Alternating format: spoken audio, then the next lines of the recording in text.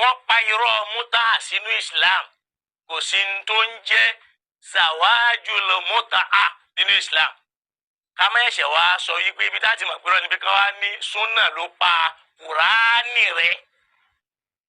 tọ́lọ́hún sọ fún ànábì yìí pé law taqawwala alayna ba'dal aqawil tíri ànábì tó o bá lọ mú àwọn ọ̀rọ̀ kan wá tó yàtọ̀ sí ń tà ń wí fún ọ la akhadhna minhu bil yamin wàá máa jẹ yàláyàyà èyí tó jẹ́ ànábì nù ká má wàá sọ ẹlòmíì. wọ́n hun sawajul mutia wọn a máa tú alukur'ani síbi ntán bá fẹ́ nítorí hadith sọ̀rọ̀ lé lórí. wọ́n a máa pè ní mut'atun nisa ìgbádùn obìnrin tá a fẹ́ láyà. ọ̀pọ̀ta bá ń sọ̀rọ̀ pé a fẹ́ gbádùn obìnrin tá a fẹ́ láyà. ọ̀nà kan ní ká yàn án lálẹ́ ọ̀nà kejì ní ká lọlé aṣẹ́wó ká sì sọ́wọ́ níjọ́ mi ó lè jásí pé kan wọn ò jọ gbéra wọn mẹ́jú mutia náà ní. èèyàn kan wá sọ fún wa pé ìyẹn ń bẹ nínú Islam ànábì ọtọráìsì rẹ̀ tẹ́lẹ̀ Kùránì lẹgaláìsì rẹ̀ tẹ́lẹ̀ ànábì wá padà kọ́ mọ́lọ́n lẹ́nu Ọlọ́run into lẹgaláìsì yóò dá. sọ̀rọ̀ wá rè mut'atun nisa ìgbádùn obìnrin kákọ̀ gbádùn ẹ̀ ká mẹ́fẹ́ láya ká gbé lọ́ọ̀bì kan ẹ̀ ń sọ fáwọn èèyàn pé èèyàn lè gbóbìnrin lọ ọ̀sẹ̀ kan lẹ́yìn ọ̀sẹ̀ kan kó túlẹ̀ kó máa lọ èèyàn lè gbóbìnrin oṣù kan nítorí wọ́n pè ní mutia nìyẹn o bí ìgbà téèyàn gbé obìnrin èèyàn pé ní orí íńtánẹ́ẹ̀tì náà nísìn àwọn sáìtì kan ń bẹ tó o bá fẹ́ gbóbìnrin ẹ̀sọ̀ kan ń bẹ tó lóye bó ti sanwó tí wọ́n ti legalize ẹ̀ tí ò sẹ́nìkan tí ó mú yàn sí. so alhamdulillah eléyìí náà wà ìyẹn ni pé wà nìkan olùmọ́ra li ajal mahduda òun náà ni kéèyàn fẹ́ obìnrin fásìkò tẹ́ ẹjọ́ pàlà ẹjọ́ ṣàdéhùn wípé àájọ fẹ́ra wa ọ̀sẹ̀ méjì àájọ fẹ́ra wa oṣù kan àájọ fẹ́ra wa oṣù mẹ́ta thumma ikhlahi sabilaha tọ́jọ́ ní bá ti pé kó sì máa ṣe kí ni kó máa lọ. ìkànnì ìdí sọ́njọ́ kan ni pé lóòótọ́ lẹ̀ ń kó títí rà àmọ́ kò sí ní tó kàn wá pẹ̀lú ń tẹ́ kó ti ń. ṣe inna lillahi wa inna ilayhi raji'un. Sahihul Bukhari náà là ń sọ yìí wọn aláàgbà àdìsù gbọ́ a sì ń sọ yìí pé àgbàdìsù gbọ́ èyí tó bá ti takò Kùránì tí wọ́n ya pa ara wọn àgbẹ̀ èyí ń gbọ́ torí Imam Bukhari kọ́ lọ lọ́hùn òun sì kọ́ lànà Muhammad àwọn sàhábà ṣẹ̀sìn wọn rí tírà Imam Bukhari àwọn tábì'ùn náà ṣẹ̀sìn wọn rí tírà Imam Bukhari àwọn tábì'ín náà ṣẹ̀sìn wọn rí tírà Imam Bukhari ẹnìkan ó wà máa sọ̀rọ̀ fún wa pé ṣé tí ò bá sí Imam Bukhari ṣé a lè mọ bọ́n ṣe ń kírun ni báwo ni wọ́n ṣe ń kírun gbà tí wọ́n ti bí Imam Bukhari ṣé wọ́n kírun ni ṣé wọ́n gbààwẹ̀ ni ṣé wọ́n yọ zaka ni ẹ wá sọ Imam Bukhari dà nábì Ọlọ́run ó wá lọ́lájà náà Muhammad lọ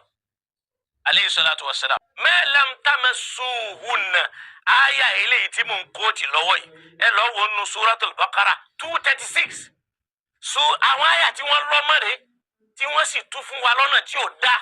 tí wọ́n sì fi dá làákàyè wa rú láti máa gbé ọlá fún àdìsù wípé àdìsù pa Kùránì rẹ̀ Ọlọ́run legalize ká máa ṣe àgbèrè àdìsù ló wá ṣe kíni ló wá pa ìṣàgbèrè yẹn rẹ̀ a pè ní zawajul mut'a o lè gbádùn obìnrin ní fọ́sẹ̀ kan o lè gbádùn rẹ̀ fún wákàtí kan o lè gbádùn rẹ̀ fọ́sẹ̀ méjì kò sí àyà mutia nínú Al-Qur'ani rárá. ẹ wá bá mi béèrè pé èwo làwọn àfáà súnà wá parẹ́ tí wọ́n wá mú àdìsù tí wọ́n fi parẹ́ pé kò sí mutia mọ́ in tó sì fà á ní politics wípé àwọn ṣíà ń ṣe mutia yẹn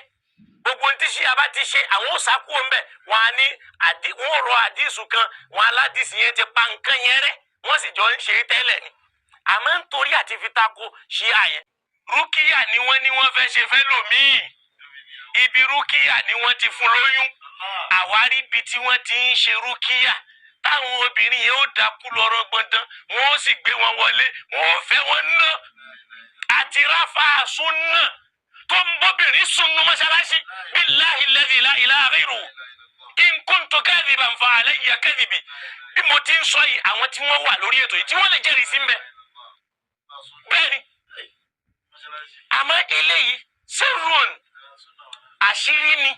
tá a máa fi pamọ́ àwọn kébi tí mo ti lọ ni pé àwọn nǹkan ń ṣe bẹ́ẹ̀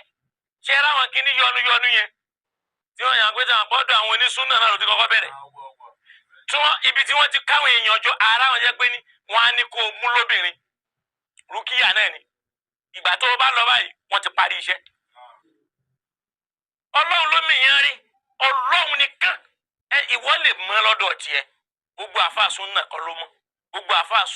súnfí kọ́ ló mọ̀ gbogbo àfáà súnfí kọ́ ni ò dá gbogbo àfáà súnà náà kọ́ ni ò dá ẹni tó dá ń bẹ ń bẹ́ẹ̀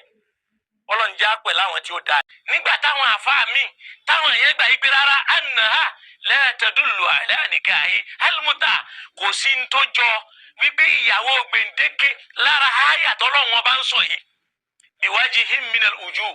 àwọn wá bẹ̀rẹ̀ sí ní mú ẹ̀rí wá báwọn ọ̀nà tẹ́ fi mọ̀ wípé kò sí ń tó jọ bẹ́ẹ̀ nínú àyà yìí ni wípé annaha la tadullu ala nikahi almuta kò sí ń tó jọ mútíà nínú al-Qur'an wa hadhihi al-aya huwa qawluhu àyà tá ń sọ yìí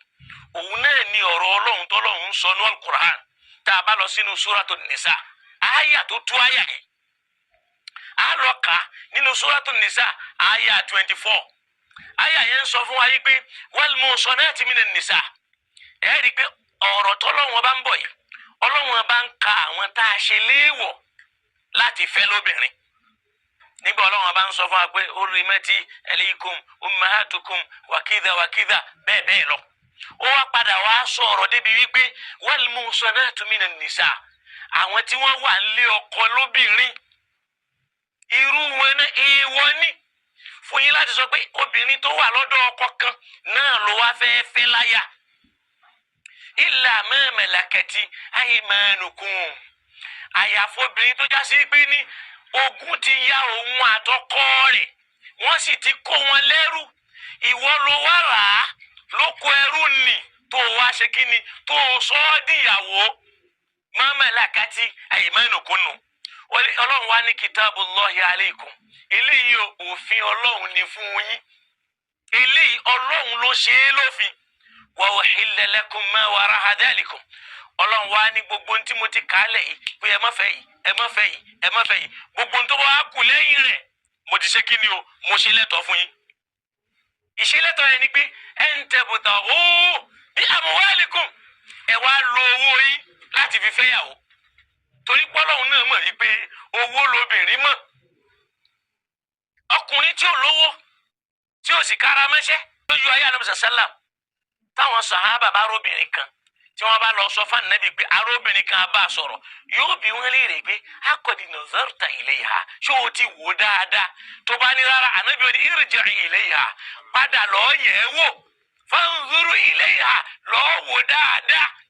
kódà rínú àdìs tó sọ fún wa pé béèyàn bá ní ìkápá láti dúró tóbìnrin kó o máa bá a sọ̀rọ̀ àtàtàrọ̀ mìíràn náà tẹ̀dí òun ìlà nìkàyà ìyìn tí ó pèpè lọ síbi pé kó o fẹ́ ọ̀pẹ́ níjọ́ mi ò tí ì ní rí tó ń wẹ̀ lára ẹ̀ àmọ́ nígbà tó bá ń bá sọ̀rọ̀ tó ń bá sọ̀rọ̀ ó padà rí ànábì ní falyaf'al béèyàn bá lè ṣe irú ẹ̀ kó ṣe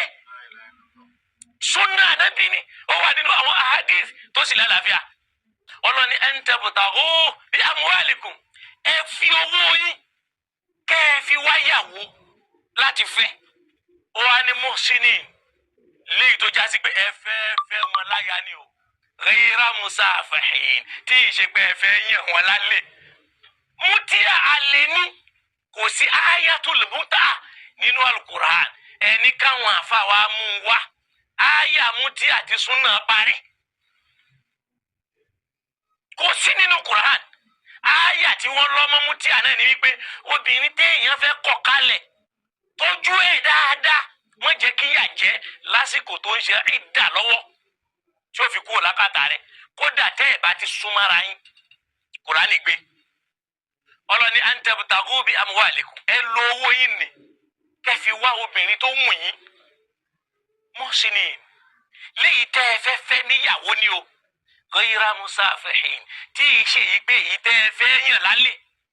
ọlọ́ni famastamtatum bihi minhunna èyí tẹ́ ẹ bá wá rí gbóhùn yín nú wọn àwọn wàá tó yí pé famastamtatum minhunna èyí tẹ́ ẹ bá wá ṣe mútíà pẹ̀lú ẹnu wọn ẹ sanwó fún ẹ máa gbọ́n táwọn afáwa ṣe sínú Islam.